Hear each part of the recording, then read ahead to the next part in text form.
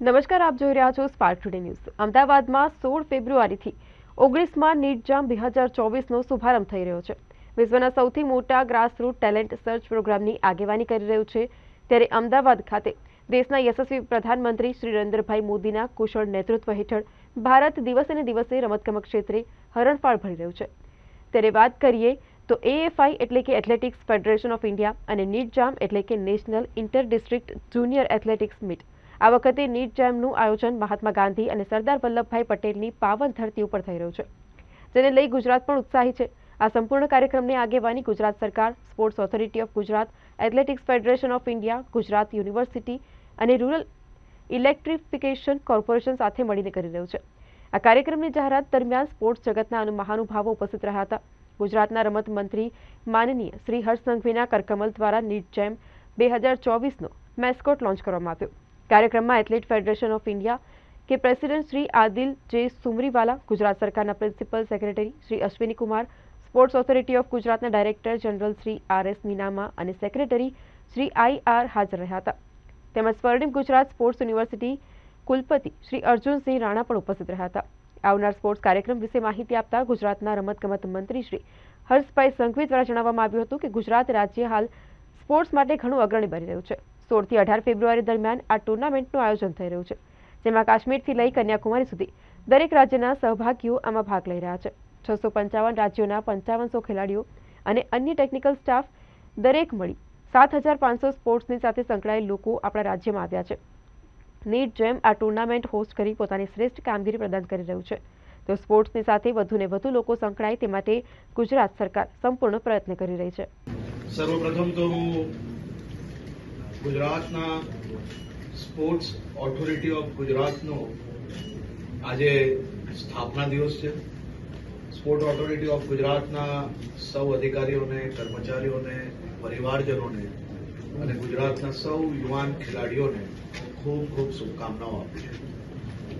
આપણે સૌ જાણીએ છીએ કે ગુજરાત રાજ્ય એ સ્પોર્ટ્સ કોમ્પિટિશન માટે, સ્પોર્ટ્સ ઇવેન્ટ માટે એક ખૂબ મોટું પ્લેટફોર્મ બનતું જાય છે। ગુજરાત રાજ્ય આ વર્ષે એક ખૂબ જ મહત્વની ટુર્નામેન્ટ હોસ્ટ કરી રહી છે।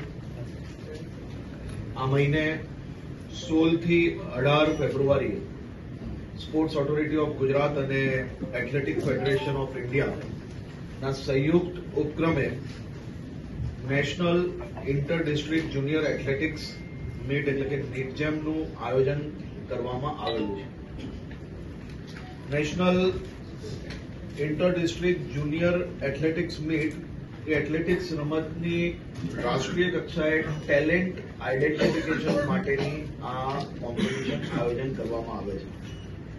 આ ટેલેન્ટ આઈડેન્ટિફિકેશન કોમ્પિટિશનના માધ્યમથી ભારત દેશને ખૂબ જ મહત્વના પ્લેયર્સો હાસિલ થયા છે। આના માધ્યમથી દેશભરના વિવિધ જિલ્લાઓના અલગ અલગ કાશ્મીરથી લઈને કન્યાકુમારી સુધીના કુલ મલાઈને ભારત દેશના યુવાનોને આ સીધું પ્લેટફોર્મ મળશે અને પ્લેટફોર્મ થકી એ લોકોની ટેલેન્ટને આઈડેન્ટિફાઈ કરીને એસોસિએશન દ્વારા આ પ્લેયર્સને મહત્વનું પ્લેટફોર્મ આવનારા દિવસોમાં પૂરું પાડવામાં આવશે। આ સ્પર્ધામાં ખાસ કરીને running, long jump, high jump, shot put, javelin throw અને મહત્વની બધી જ એથ્લેટિક્સ ઇવેન્ટ આ સ્પર્ધાની અંદર આયોજન કરવામાં આવે છે। આ સ્પર્ધામાં સમગ્ર ભારતમાંથી 616 જિલ્લાઓમાંથી કુલ 5500 જેટલા ખેલાડીઓ ભાગ લેવા ગુજરાત ખાતે પધારવાના છે, જેમાં કોચ, મેનેજર, ટેકનિકલ ટીમ કુલ મળીને એની બી સંખ્યા ખૂબ મોટી છે। એટલે કુલ મળીને 7 થી 7,500 લોકો ગુજરાત ખાતે દેશભરમાંથી સ્પોર્ટ્સ જોડે જોડાયેલા લોકો આપણા ત્યાં મહેમાન બનવાના છે। આ સ્પર્ધામાં વિવિધ રાજ્યોમાંથી આવનાર ખેલાડીઓ માટે રાજ્ય સરકાર દ્વારા તમામ પ્રકારની વ્યવસ્થાઓ કરી લેવામાં આવી છે। ગુજરાત યુનિવર્સિટીના મેદાનમાં મુખ્ય બધી જ ઇવેન્ટો આયોજન કરવામાં આવી છે। સૌ ખેલાડીઓ માટે રહેવાની, આવવા જવાની, જમવાની આ બધી જ વ્યવસ્થાઓ ખૂબ સારી રીતે વિભાગ અને એસોસિએશન દ્વારા સંયુક્ત ઉપક્રમે કરવામાં આવી છે. આ ઇવેન્ટ એ રાજ્ય માટે ખૂબ મહત્વની. આ કોમ્પિટિશન થકી રાજ્યના યુવાનોમાં રમતગમત પ્રત્યે વધુ પ્રેરણા પૂરી પાડવામાં આવશે. આનાથી પ્રેરિત થઈને વિદ્યાર્થીઓ રમતગમત જોડે વધુ જોડાય તેનો બી પ્રયત્ન રાજ્ય સરકાર દ્વારા કરવામાં આવી રહ્યો છે. આપણે ગત વર્ષે જ રેકોર્ડ ટાઈમિંગની અંદર ગુજરાત સરકાર દ્વારા સ્પોર્ટ્સ ડિપાર્ટમેન્ટ દ્વારા નેશનલ ગેમ્સનું આયોજન કરવામાં આવેલું, જે ખૂબ જ સફળતાપૂર્વક એ આયોજન થયેલું હતું. આ વર્ષે નીટજેમ બી આપણે one of the best host તરીકે ગુજરાત આ ઇવેન્ટને પૂર્ણ કરશે અને મને વિશ્વાસ છે કે ગુજરાતની ધરતી પર આયોજન જ્યાં નીટજેમનું થવાનું છે તેના થકી ભારત દેશને એથ્લેટિક્સના સેક્ટરની અંદર ખૂબ મોટા પ્રમાણમાં નવા ખેલાડીઓ પ્રાપ્ત થશે.